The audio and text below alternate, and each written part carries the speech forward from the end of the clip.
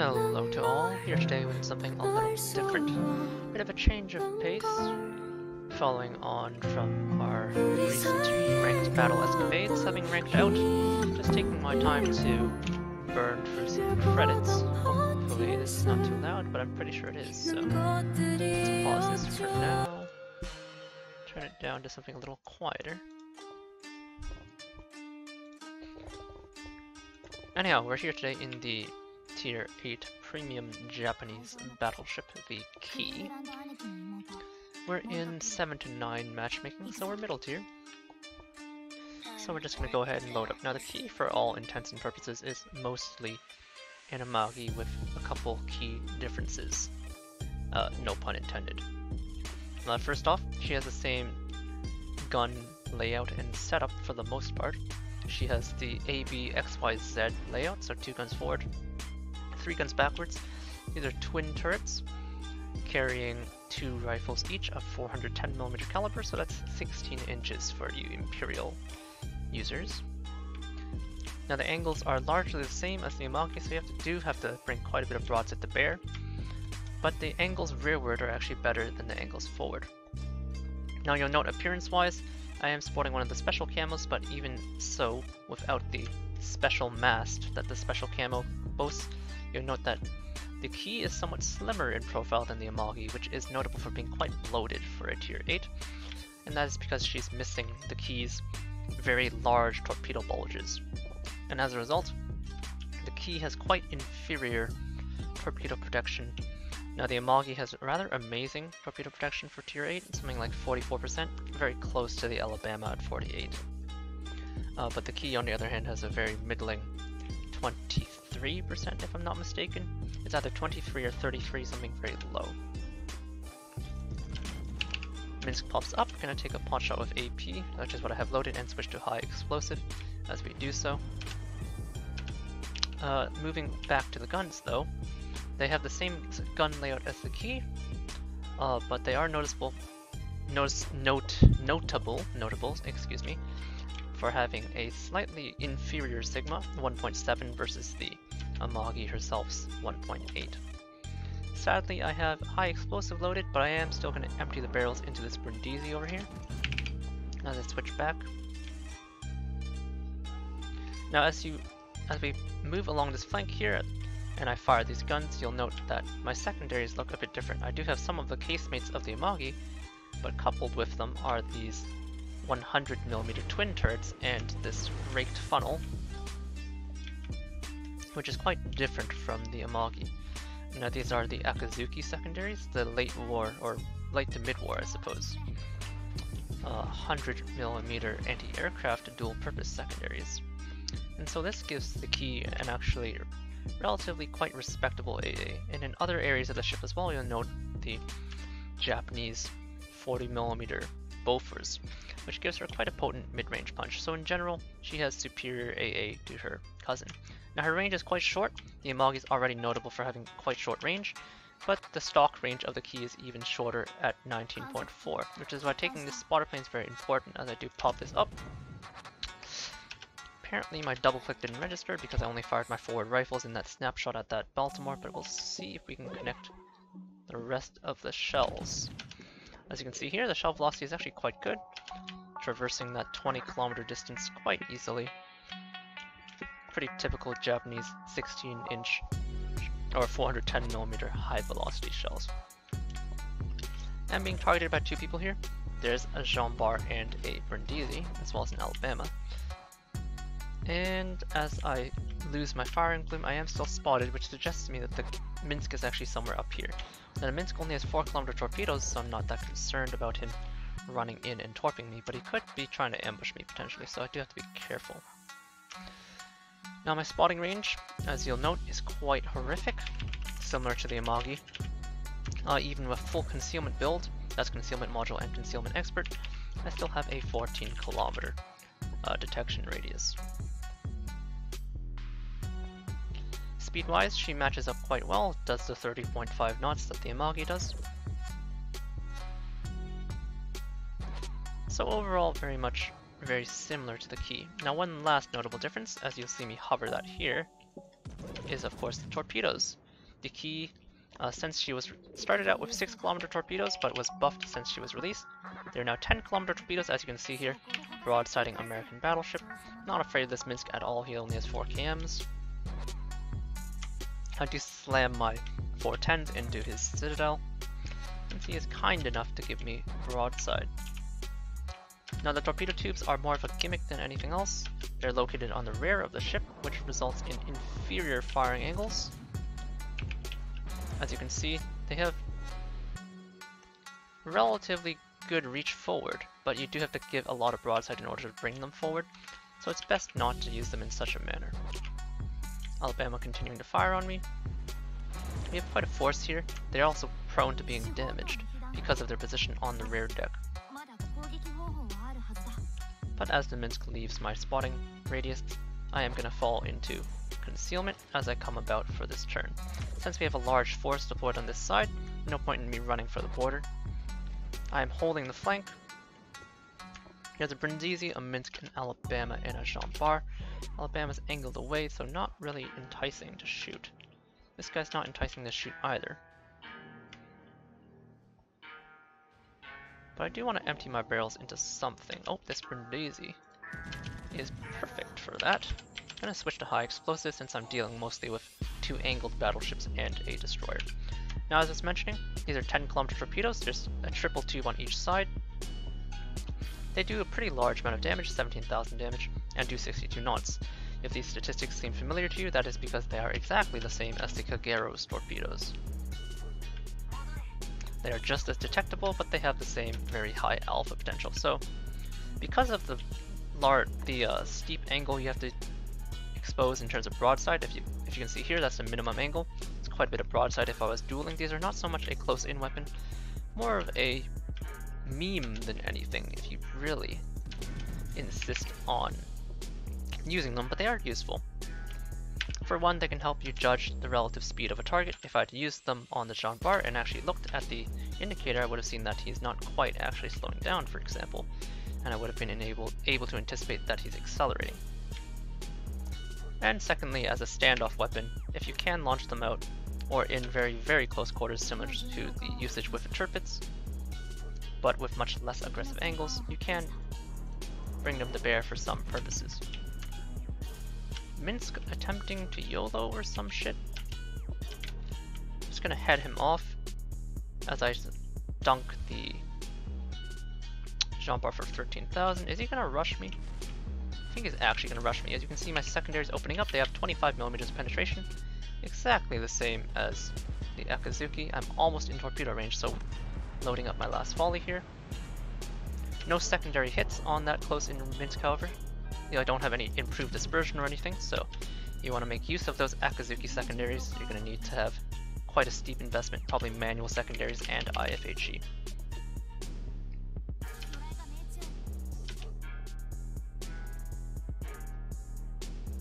Very lonely flank here so far. I'm basically the farthest one from the fighting.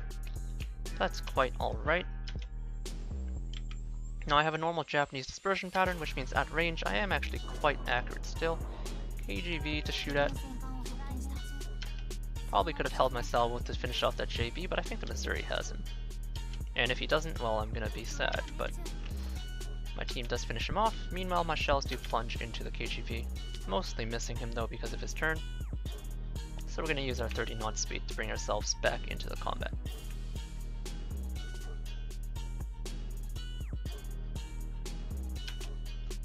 Pretty laid back game thus far. I am just as thinly armored as the Amagi, you'll note.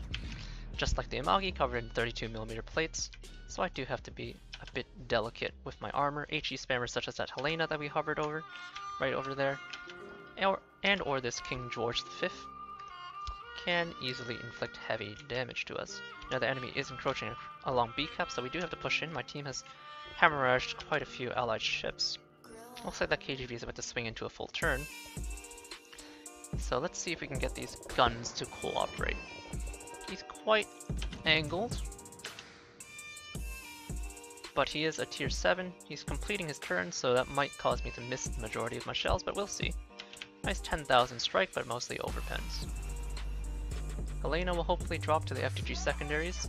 and or the Brindisi's shells.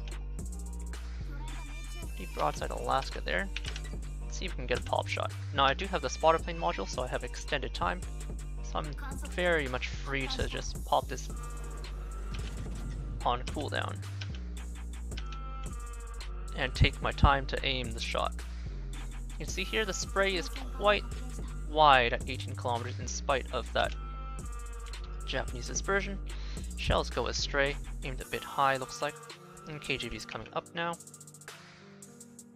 Expecting him to charge at me afterward. Gonna ignore the rune above me for now, he's not a huge threat. My guns are about to load, so let's get back to these first. Now tier 7. Launching torpedoes in anticipation. Anticipate the turn in, so I chunk him for 10k with some raw pen damage. We'll deal with the KGV first, and then the rune, I think. At this point we're quite alone. There's also an Ismo, so time to turn out and face the enemy.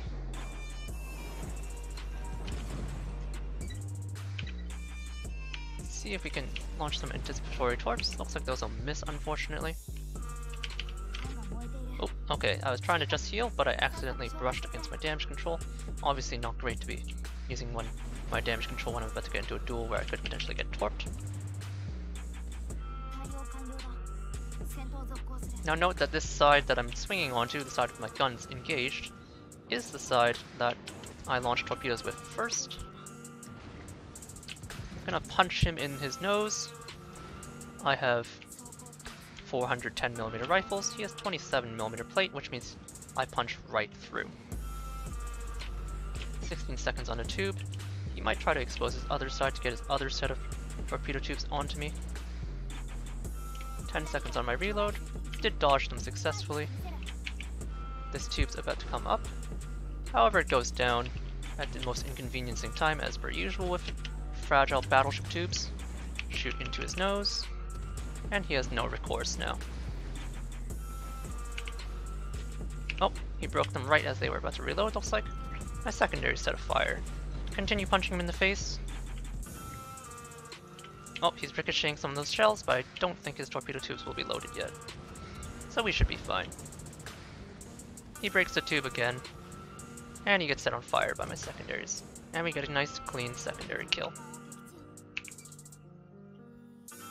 At this point he's broken my tube so many times that my other tube has come up first. Angling for the Alabama is most nice and broadside. I have pretty much the same rifles as him, although he has a higher velocity variant with a slightly higher penetration. Looks like I aimed a bit too far forward. Pop another heal as I engage the Alabama. It's giving me a fair bit of broadside. We'll see who stops giving me broadside first. Angle slightly away now. Let's see if this Izumo completes his turn. I'm gonna angle slightly inward so I can angle at least a little bit against Izumo. Don't want to give him flat broadside. Does look like he's gonna finish his turn, so I'm gonna give him the full broadside blast.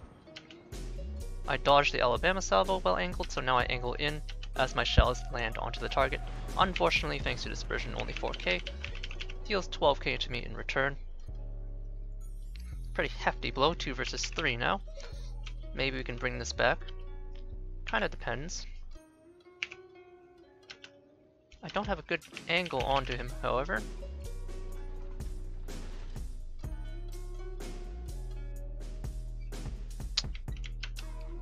Okay, he's behind an island, so that's going to shield me from his fire temporarily. So what I'm going to do... I'm going to assume he's going to turn toward me. Angle out and away now, engage the Alabama. Aiming a bit high because of the distance. Izumo's the biggest AP threat to me, so angle out and away from that. Only 9k onto the Alabama.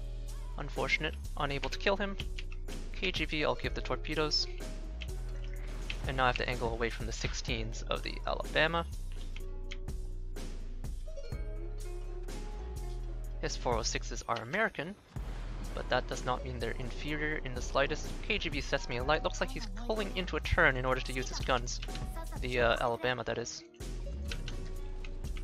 So so I'll be able to get a nice lead shot. 3 overpens for the first 2 guns, unfortunately, and I'm unable to finish the kill. At this point, my guns are on the wrong side, but I am quite angled. Ismo giving me a fair bit of broadside, so let's see if we can punish him back. I'm gonna swing into this turn after he's fired. See if my shells can punish. Do get a citadel. Can I finish him off? Dispersion says no, so now I'm at risk of getting pummeled. Wrong torpedo tube side loading. Oh no, it is this side. Don't know what's up with that, but I'm gonna assume he's not gonna come toward me. This time I'm gonna damage control. Pretty hefty chunk from the Ismo. Hopefully the Brindisi can finish him off, because now I have to turn to respond to the KGB. He times his shot, so he's timing out my damage control, so he might set a fire here. Thankfully he doesn't, and he does give broadside.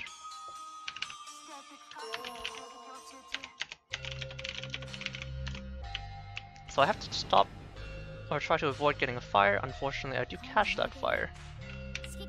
Gonna pop my spotter plane. Oh, and the Alabama unfortunately finishes me off from range.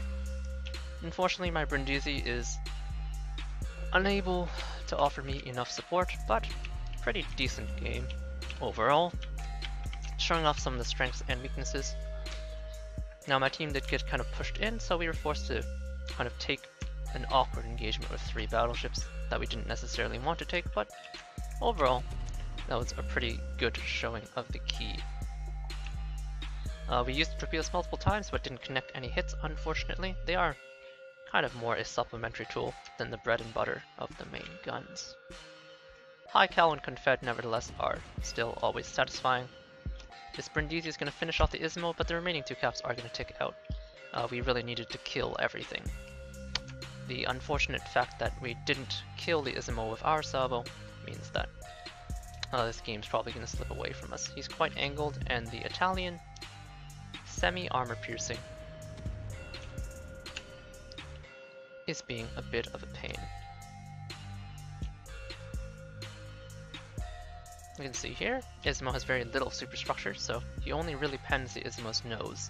Doesn't really pen that 57mm middle deck section, so if we look at it,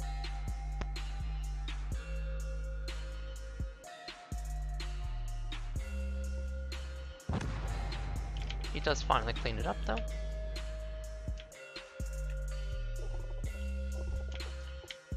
See how these Alabama shells are doing. All they have to do is really touch him. 1 pen will do it, but this guy's aim is off, unfortunately, with 2 caps sticking.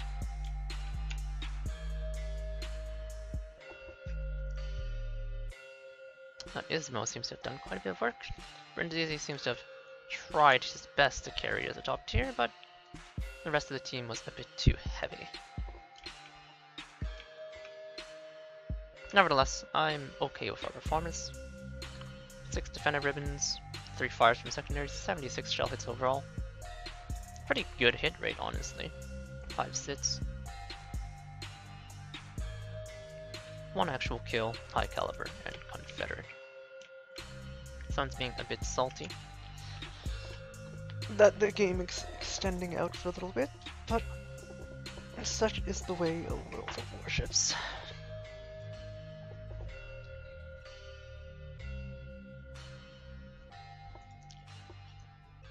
As you can see, even on a loss, this thing makes pretty decent credits.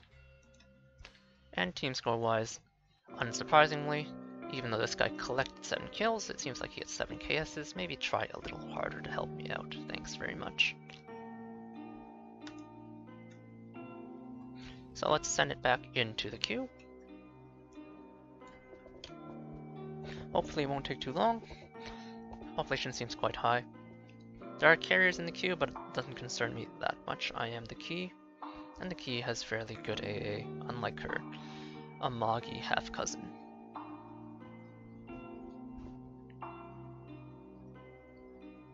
Now in-game, the key appears as basically an Amagi-class battlecruiser, but in the vigors of reality, the key was one of the names for one of the planned Tosa-Class Battleships. Now the Amagi is more analogous to a battlecruiser design in terms of her armor scheme. She's quite frail, as we'll see when we get to the armor scheme, when we get back to port. But for now, we'll go up into this game and hopefully we can get the key to perform a little better and score ourselves our first win. We are in 6 to 8 matchmaking this time on the map Haven, and it's domination, thankfully. We avoid the bullet. Now there is a carrier in this game, but is a ranger, which means he is utterly impotent against me. Now he will still get strikes off, but he will pay dearly for it. No players of note in this lineup, except me, of course. Keeping it spicy, obviously. But anyhow, we're going to start off with armor piercing loaded, and we're going to just move up towards C-cap given our spawn. Threat-wise, pretty much everyone has 16s of some sort, mostly 406s, although the Amagi, like me, has 410s, just with better Sigma, and there's a Prinz Eitel, who's probably going to get chewed up. A couple of hippers, which would pose a threat or a problem to any of the 15-inch or 380mm armed battleships, but there are no battleships in this game with that armor bracket. The Leon and Arizona, however, will struggle to penetrate the hipper bow, provided they angle properly. Now there is an Asashio B on the enemy team, and Asashio Black, with its super deep water anti-battleship torpedoes, so something to keep a careful eye on. Ranger coming in scouting, he's going to find the Trento initially, who launches a fighter but way too late to stop the strike. The strike's going to happen before the fighter even arms. Remember, it takes about 6 seconds. Enters my AA bubble of 5.8 kilometers. So I'm going to start shredding off some Ranger fighters. 1, 2, 3. I get 2 of them. The rest of my allied AA shreds another couple. I am beside the North Carolina, so this is a fairly thick AA patch. Looking at the hipper, gonna see if he angles out, expecting him to turn outward. If he doesn't, then I'm gonna snapshot at the last second to preserve that lock-on bonus. So this is a pretty ugly spread, but still better than the unlocked spread. No dice, however, on the snapshot. He made some kind of maneuver in order to get out of the way. We know the Cossack is inside B at the bottom. I'm spotted. Probably by the Asashio then, or it could be the Fushan. I saw Fushan fought of Fujin, one of the Kamikaze clones, but it's not that. So we will see. Vladivostok shows up, taking a pot shot at me. I'm pretty broadside, so I expect this to punish me quite heavily if he aimed properly. But turns out, the shells were for the North Carolina, not me, which is interesting. Because I feel like I was a more viable target. Asashio torpedoes pop up, which reveal to us that there is an Asashio in the area. Now we see 8 of them, however he does have a reload booster. So care must be taken. There's going to be a small gap through which I can fire here. So I'm going to pop my spotter. See if I can either find the broadside of the Vladivostok or the hipper. There's a brief gap here, which I'm not quite at yet. Almost there now though.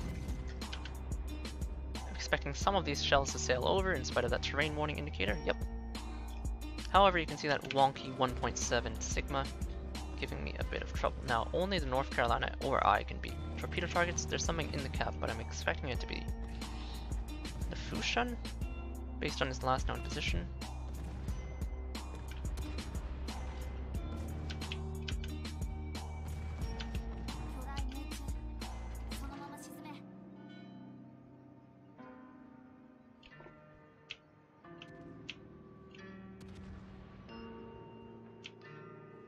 So I do have to alter my course more or less every once in a while. I'm gonna switch to high explosive here. Fushan shows up in the cap. Now he has deep water torpedoes too, but he can't launch 8 at once, which is why I think the Asashio is still stalking me. At this point, there's not too much point in getting much closer. Yeah, there's a hipper on the other side of the rock, but I'm inside his torpedo range. So, not much to do about it. Now if he tries to cross this and torp me and YOLO, He is just gonna eat my torpedoes, so... Okay, you can see my slow turret traverse here. He's very lucky I don't have armor piercing loaded. He chunks me pretty hard with that German AP, as you can see, 15,000 into my side. German AP is very impressive when you can bring it to bear. However, this is very much a suicidal charge. I'm gonna easily outrange those torpedoes just by dodging. I have high explosive loaded, so that is what I will fire. I set a fire with my high explosive, easily dodge out the torpedoes. He dodges mine, I think. Unless he takes it on the stern. Because, well, he's already shown us that he might not be the most intelligent of players anyhow. Ranger is going to attack my North Carolina, which I find to be a questionable decision. My heal did heal up most of that 15,000 damage salvo we took.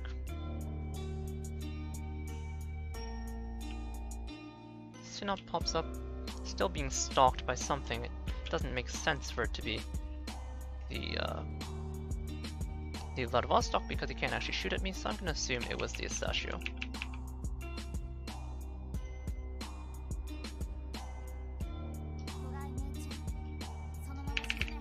At this point, with those targets nearby, I am going to switch back to armor piercing. I've been holding on to that HE salvo in case a destroyer or something else thinly armored pops up, but it doesn't look like we're going to have any quarry. Now, Leander is risky to duel, so I'd prefer just to kite away. I don't have to handshake this trade just because they're in the cap. Doesn't mean I have to go to the fight. My kid smokes, so it's up to me to spot the Leander, which I will. He's probably going to slow down. How do my shells look on the Leander? They look fantastic. I'm going to pop my sector.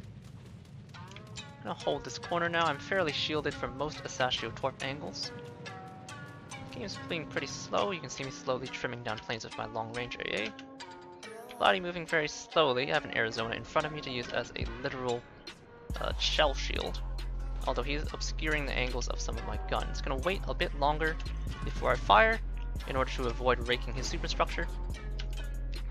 Taking that broadside salvo. Now I don't have the turtleback of my Amagi half cousin, as he takes another torpedo, getting some good use out of the torpedoes this game at least.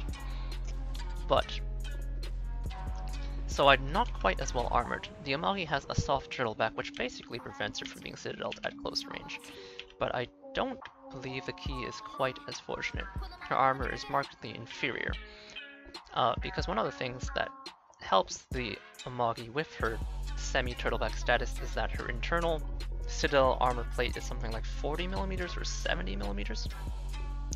We'll check it out once we're in port, but the point is, the Key is much more thinly armored against armor piercing, so that 5,000 damage salvo from the Sinop, as the Asashio continues to be absolutely worthless border humping from the outside,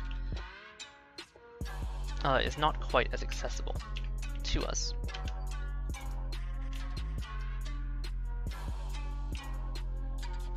Waiting for my spotter to come up so I can shoot at the Amagi. Looks like the Asashio reload boosted, so he is going to catch me with a torpedo, but at this point I'm fairly healthy, so I'm just going to actually take a heal and let myself flood. I'm not really under threat of fire, but don't really mind being slow. Maybe I need it for later. Now these are fairly ranging shots, so that turtleback I was mentioning on the Amagi, if I make contact with him, will not be that much of a help. The lead looks good, but the dispersion is poor, so I get a ricochet and an over penetration. At this point, I'm gonna creep as close as possible in order to shorten my shell flight time. The Amagi is quite angled against me though, so I'm not expecting the best in terms of penetration results. My Hipper is charging after the Sinop, an interesting exchange to say the least. 120 seconds, or not 120 seconds, rather 80 seconds left on my spotter plane. Should probably change that timer counter from minutes to seconds. Spotted by the Asashio, not my gun bloom. going to continue to fire off salvos unspotted, so he's somewhere in that blind spot. Spotter plane continuing to provide me lots of good vantage, but I'm unable to predict the turns. Maybe I should spend my time just shooting the Ranger. The Amagi's almost dead anyway. Much more disappointing game, obviously, although at least we got that spicy dev strike. Alright, so you can see the 400% flood chance of the Sashio torpedoes becoming annoying. But maybe this will help me farm a dreadnought. Just going to continue to feed him floods. My salvo goes a bit wide on the Ranger, unfortunately, so it's going to be a bit of a disappointing game.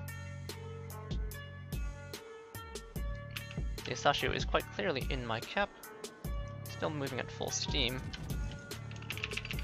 Let's see if we can finish off that Ranger at least, snag ourselves a kill. Is my lead good? Looks like it's under-led to me, moving quite a bit faster than I thought he was. If I were the Sashio, I guess I'd be, it's hard to say, probably be like right here.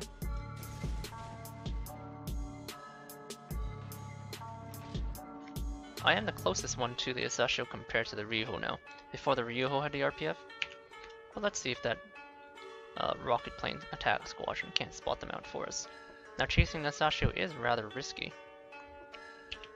It is an anti-battleship destroyer and I am a battleship.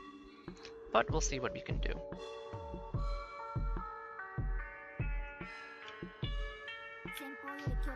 We do manage to almost dodge out on a set of torpedoes. My turn does bring me into contact with them. Gonna continue on my current heading. He's inside the cap somewhere. The somewhere is answered. He can't, however, spot me, which is why it's kind of questionable. He misses his torpedoes.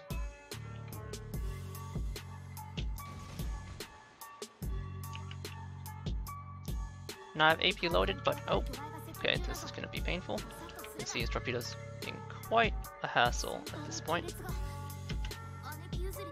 He spent most of the game harassing basically just me, though. Oh, I should have hard stopped. No dreadnought for me. So I agreed to try and farm dreadnoughts. Backfiring a little bit there, but that's fine. Nothing's gonna happen. It's the one Sashio versus my whole fleet who spent the whole time just on the border, doing absolutely nothing.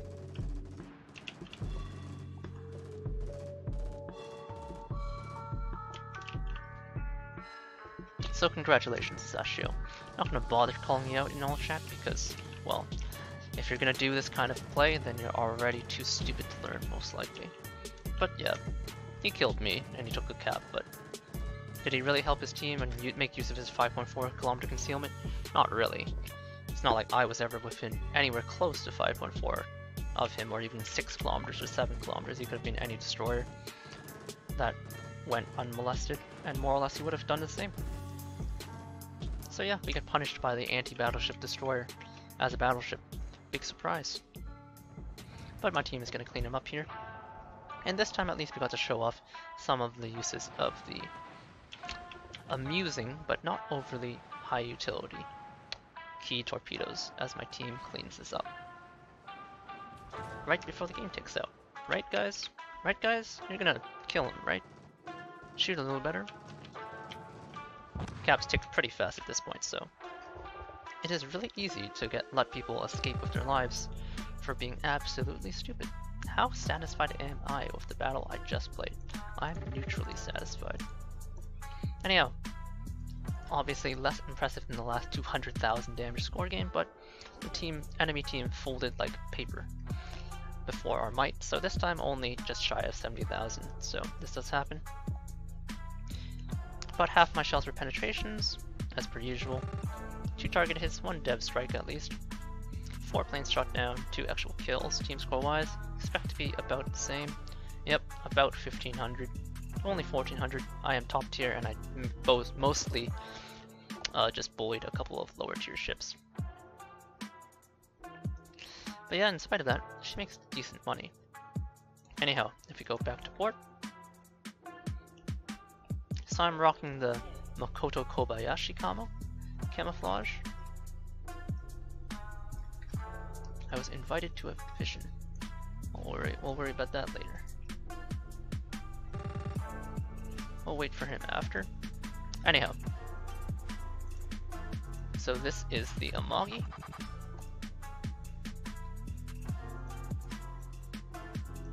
As you can see, 32mm armor over most of the ship. Armor turrets are relatively well armored, and the extensive superstructure is 19. No special plates or anything, although there is this aft forehand plate, which is why this combined with the better rearward firing angles mean that kiting is something you can do, especially when you're not top tier and you don't have to push in. Now the main belt is 292, and we have relatively thin torpedo protection. As you can see here, the TDS of this thin torpedo belt is 25%. If I compare to the Amagi,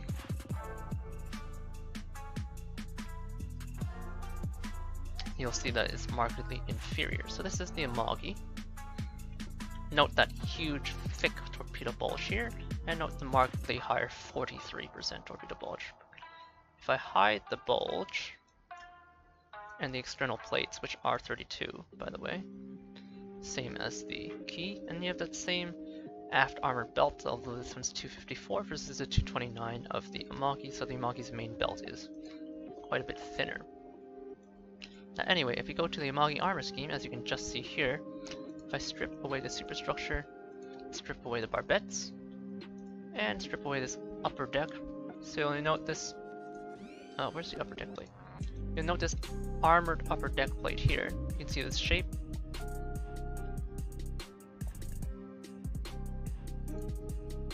And you can see this sloped deck. So this is the turtleback, quite obviously. You can see the turtleback. It's a very soft turtleback, so it's not nearly as powerful as the German turtleback, but it does mean at very short ranges, probably ranges below about 10 kilometers. The Amagi is very difficult to citadel unless you have very high velocity guns. And here you have the armored citadel deck slope. And you can see those 102 and 114mm plates which resist penetrations. If you switch back over to the key, however, you'll note that this turtleback, let me strip this away, these citadel plates are only 38, so they are much easier to penetrate. 63 on the top, 32 in the middle, a couple of strips of 63, but overall much thinner. If I put on that turtleback, you have to see that same turtleback, so you do have some protection. Anyhow, that was the key. Doing something a bit different now that the rank season has ended. I guess I'm playing the key, or he thinks I'm playing the key. But yeah, we'll wrap up this commentary for now. A bit of a refresher on an interesting but overall pretty average premium. And we'll call it wraps there for now. I hope you enjoy. Cheers.